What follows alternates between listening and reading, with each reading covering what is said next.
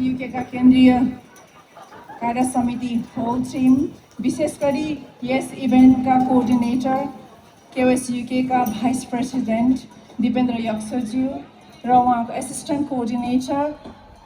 Vice president सन्त हुपा चङबाङज्यू लगायत सम्पूर्ण विशेष अतिथिकै आसनमा हाम्रो महेन्द्र मल्टिपल क्याम्पस धरानका पूर्व क्याम्पस प्रमुख बुद्धिजीवी तथा समाजसेवी श्री चन्द्र फोम्बो ज्यूलाई पनि आफ्नै आसनमा आसन ग्रहण गरिदिनको निम्ति हार्दिक अनुरोध गर्छु।